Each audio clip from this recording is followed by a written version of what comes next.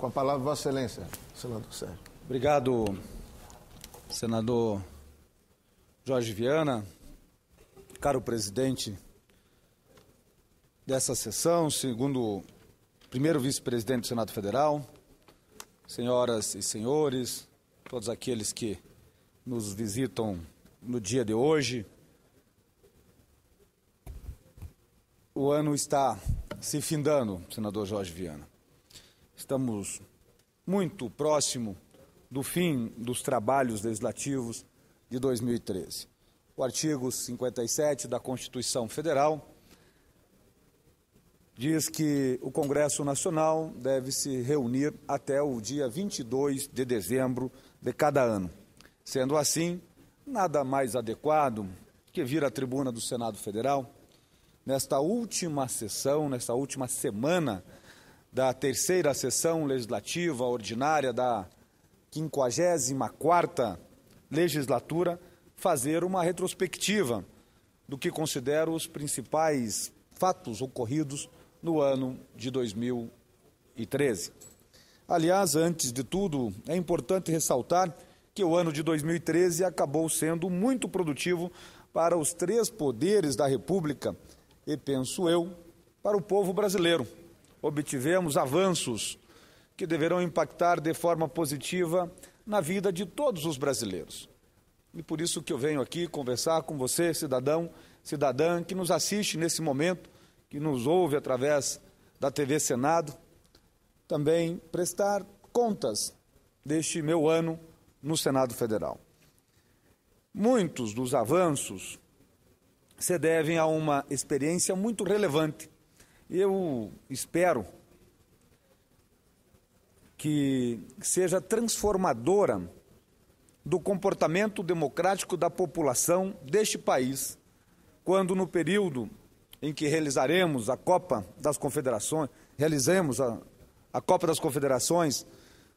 foram às ruas das principais cidades do país milhões de brasileiros para protestar contra tudo o que entendiam estar errado nesse país. Desde então, tanto o governo federal quanto o próprio Congresso Nacional foram obrigados a ouvir e procurar atender às principais demandas apresentadas que clamavam pela população, que clamavam por melhor qualidade de vida, menos corrupção, maior eficiência na prestação dos serviços públicos, enfim, gritavam por um país mais desenvolvido em todos os sentidos. É óbvio que muitos desafios ainda existem e que a questão para o próximo ano é exatamente continuar enfrentando-os com a agilidade, a prioridade e, sobretudo, com a responsabilidade que a sociedade espera dos seus representantes, meu caro amigo José Antônio de Castro, presidente do Sincor, que aqui nos acompanha no dia de hoje. Iniciamos o debate legislativo em 2013, tratando da questão dos vetos presidenciais. Na ocasião, o Congresso Nacional havia acabado de deliberar sobre a redistribuição dos royalties do petróleo e a matéria aprovada foi parcialmente vetada. Por se tratar de matéria de grande interesse do Parlamento, travamos uma grande discussão sobre a forma de apreciação dos vetos presidenciais com direito à intervenção do Supremo Tribunal no processo. O importante nesse caso, senhoras e senhores, meus caros colegas, senadoras e senadores, é que soubemos, a partir da polêmica estabelecida, encontrar uma solução que resolve um problema de décadas e que impedia a conclusão do processo legislativo em todas as matérias vetadas. Os estoques dos milhares de vetos aqui no Congresso Nacional agora podem ser apreciados, pelo menos os vetos apostos a partir da decisão do Congresso Nacional, daquela decisão, passam a ser analisados em 30 dias. E era exatamente uma omissão da palavra final do Congresso Nacional, como previsto na própria Constituição, que é desta casa a última palavra em processo legislativo. Avançamos muito ao decidirmos que nunca mais um veto novo aposto à matéria, por nós enviada à sanção presidencial, deixará de ser apreciada em período superior de 30 dias, momento em que passa a tratar efetivamente da pauta do Congresso Nacional. Eis, portanto, que em 2013 já realizamos 3 sessões do Congresso Nacional exclusivas para apreciação de vetos presidenciais, sendo que a última delas pode ser considerada histórica. Pela primeira vez, desde a Constituição de 88, foi realizada em escrutínio aberto, em atendimento a um dos grandes anseios da sociedade brasileira, que sempre defendeu a maior transparência possível no Poder Legislativo. Voto aberto para análise de vetos. Chego, portanto, a uma segunda grande conquista da população brasileira no ano de 2013. O fim do voto secreto nas votações para a cassação de parlamentares e para a apreciação de vetos presidenciais. Tive a honra de, aqui no Senado Federal, participar efetivamente desse processo, sendo o relator da proposta de emenda à Constituição número 43 de 2013, aqui no Senado Federal, e dando a contribuição possível para a tramitação dessa matéria. Registro que minha intenção como relator foi abrir todas as votações no âmbito do Parlamento para que fossem abertas, porém não foi possível alcançarmos ainda. Reconheço como grande avanço na democracia do Brasil o passo que já demos, o voto aberto para a cassação de parlamentares e para a apreciação de vetos. Ainda no primeiro semestre de 2013, o Congresso Nacional, a meu juízo, promoveu um grande avanço no ordenamento jurídico nacional, quando depois de mais de 10 anos de tramitação nas duas casas, incluiu a votação da PEC 544, que cria mais 4 tribunais regionais federais, sendo um deles no Paraná, dando eficiência à justiça brasileira, a eficiência principalmente para aqueles que mais precisam da justiça, que são aqueles que estão no momento da sua aposentadoria, da revisão da sua aposentadoria, porque é isso que julga os tribunais federais. Pelo menos 80% dos processos são dessa natureza. Novamente tive a oportunidade de atuar diretamente nessa causa, na condição de coordenador da Frente Parlamentar em defesa dos TRFs. A promulgação da matéria, em 6/6 de 2013, redundou na emenda constitucional número 73, que cria os tribunais federais, sendo um deles na capital do meu estado, Curitiba, dando mais racionalidade ao funcionamento da nossa justiça. Resta apenas, senhoras e senhores, que possamos efetivamente implementar esta emenda à Constituição. O ano de 2013 também se mostrou extremamente exitoso para o agronegócio brasileiro, tanto pela nossa extraordinária capacidade e competência para continuar se desenvolvendo, apesar das dificuldades, quanto pelo apoio crescente do governo federal nos planos safras. A cada ano que passa, a presidente Dilma tem ampliado a abrangência e a capacidade financeira dos planos safras, lançado pelo governo em 2013, não foi diferente.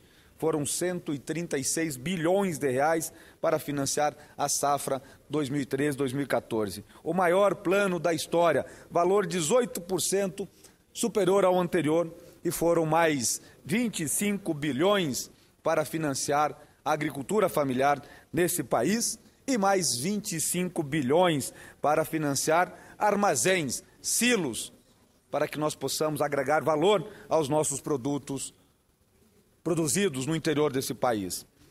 Pessoalmente, tive uma grande satisfação em 2013 por ter tido a oportunidade de contribuir para a tramitação de matérias que envolvem 2 assuntos essenciais para o futuro da economia nacional: o agronegócio e o combate ao aquecimento global.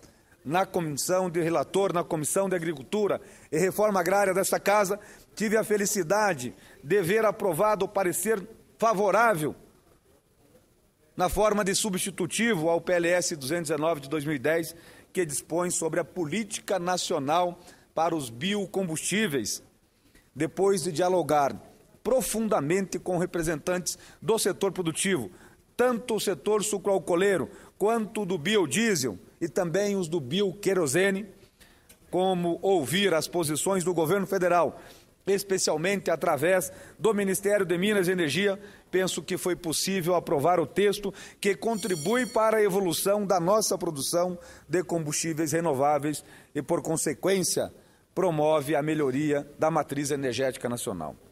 No ano de 2013 também poderá ficar marcado pelos grandes avanços institucionais obtidos.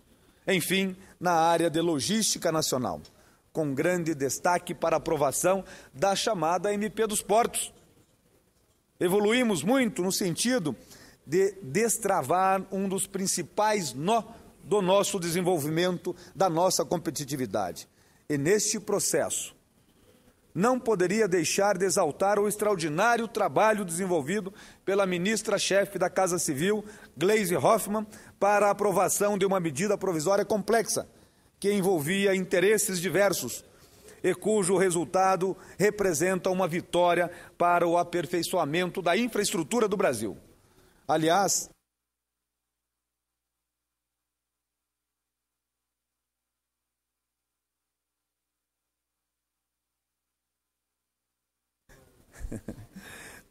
senhor presidente, a Casa Civil... Nós estamos trabalhando com 10 minutos mesmo, por conta do número de oradores e sessão extraordinária, mas Vossa Excelência terá o tempo necessário. Muito obrigado, senhor presidente. Aliás, senhor presidente, senhoras e senhores senadores, a Casa Civil, juntamente com o Ministério dos Transportes, também merecem aplauso pelo lançamento e implementação do Plano Nacional de Concessões. Já é absolutamente visível a evolução que tivemos esse ano nas concessões rodoviárias e de aeroportos. Esta agora evoluirmos também nas ferrovias. No cenário internacional, 2013 deixa saudades pela despedida despedida recente do nosso querido líder africano, sul-africano Nelson Mandela, ícone mundial da luta pelos direitos humanos. Na mesma seara merece atenção e repúdio o escândalo da espionagem promovido pela NSA, cuja prática invade exatamente os direitos individuais e de privacidade e da soberania das nações. Tenho certeza de que agiram bem os presidentes Dilma Rousseff e Obama em adiar a visita aos Estados Unidos da América, que a matéria brasileira faria aos Estados Unidos, que a mandatária brasileira faria aos Estados Unidos em outubro passado. E espero que a diplomacia dos dois países encontre uma forma adequada para superar este desafio. Para nós, senhor presidente, fica o aprendizado de que, na condição de maior país do continente sul-americano, uma das maiores economias do mundo, cuja importância na geopolítica mundial é crescente, tem a obrigação de estar preparado para os desafios que tal situação se impõe.